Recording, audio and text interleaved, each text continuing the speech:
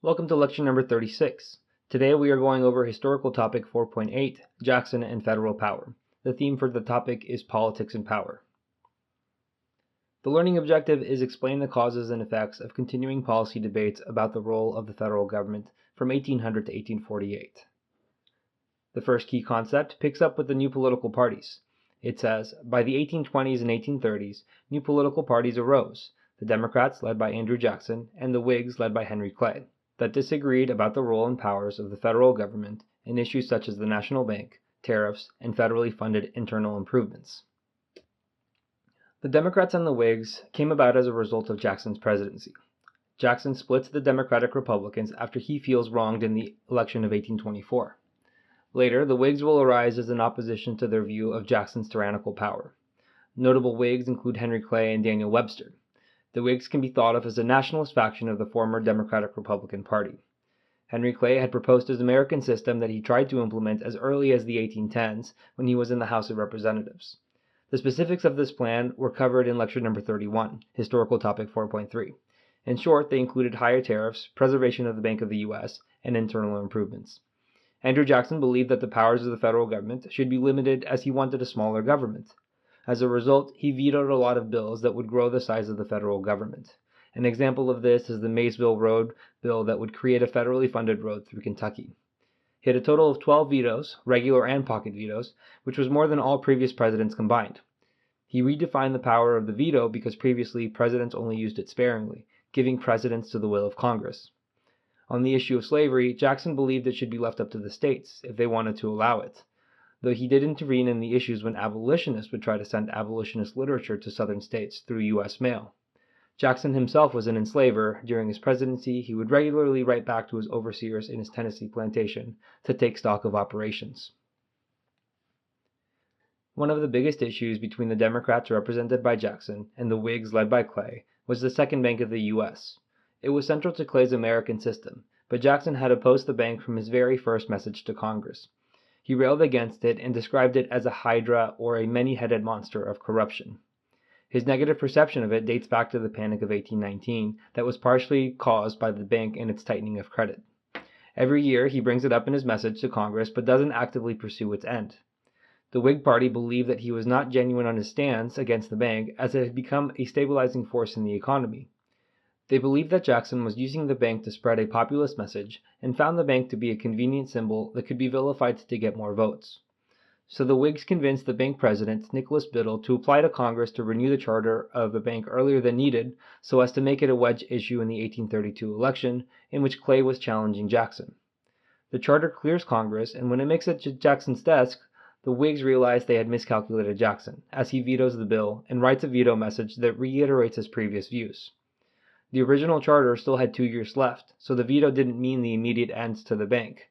So the Whigs hoped to win the 1832 election and recharter it in a new congressional term. However, Jackson gains more popularity as a result of the veto and wins re-election.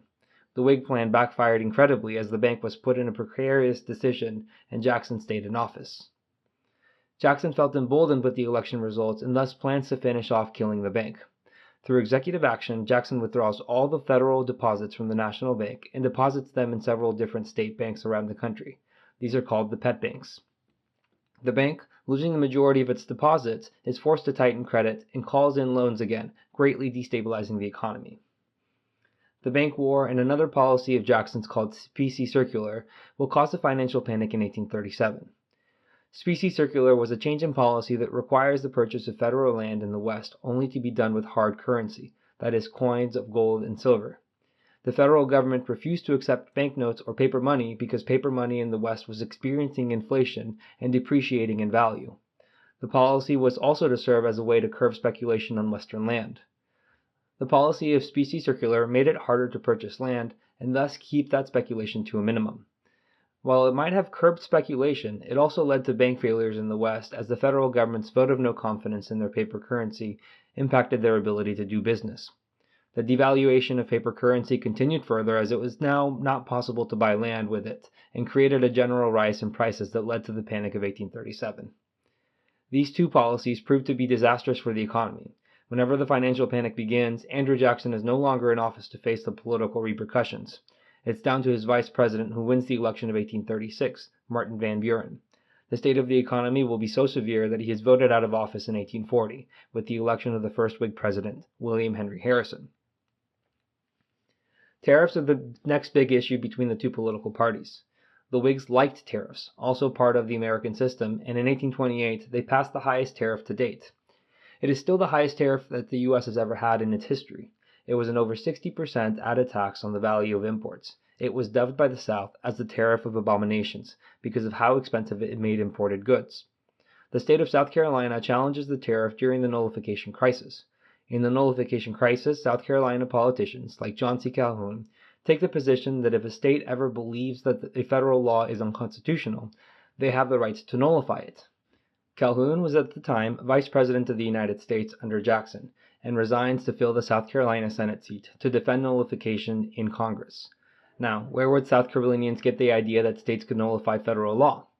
Thomas Jefferson and James Madison in the previous century had penned the Virginia and Kentucky resolutions in opposition to the Alien and Sedition Acts, in which they expand on compact theory. They argued that the states had come together in a compact, and that if they ever felt that this compact was not beneficial to one of them, that they could ignore the offending law or leave the compact. Congress passes the Force Bill, which authorizes Jackson to use military force against South Carolina to force them to pay the tariff.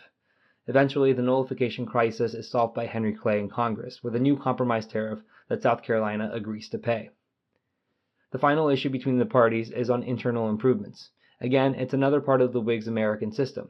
Jackson would not fund projects located solely in one state.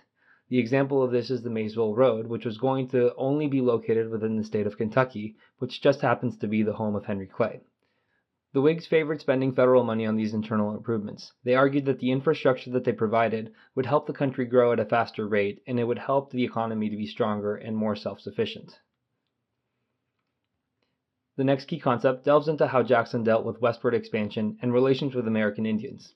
It says, frontier settlers tended to champion expansion efforts, while American Indian resistance led to a sequence of wars and federal efforts to control and relocate American Indian populations.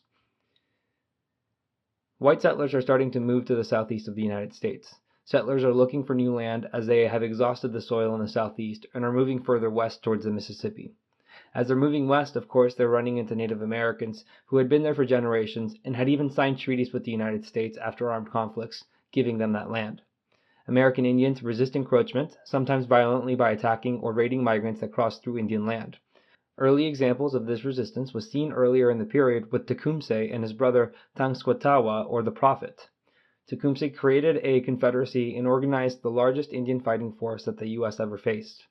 In 1815, Tecumseh is killed in battle, and those resistance efforts die. Through the 1820s, the state of Georgia was trying to push out the Cherokee tribes by creating laws that took away rights of Indians within the state. The Cherokees, who are affected by these laws, get a legal victory in the Supreme Court with the court case Worcester v. Georgia.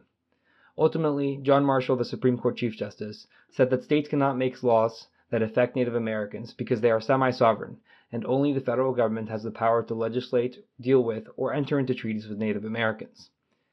When Andrew Jackson hears of the decision, he makes no attempt to enforce it.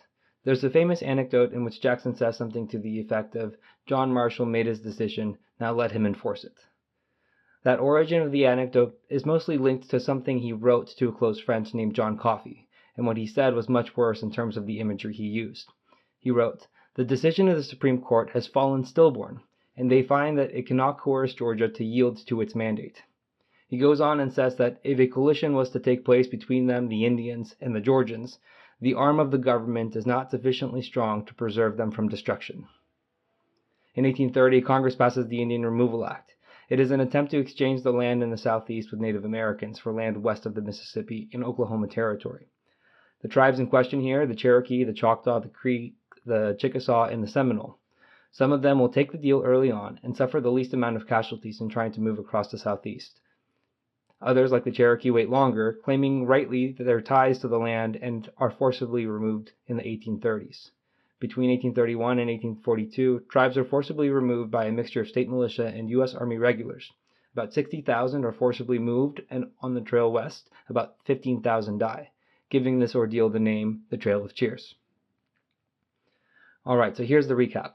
Jackson's presidency includes issues over tariffs, the Bank of the United States, and Indian removal. And finally, the Trail of Tears was due to coerced removal of the southeastern tribes across the Mississippi.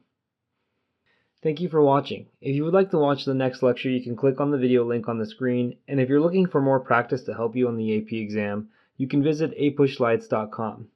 I wish you the very best in all of your studying and look forward to seeing you back on the next lecture.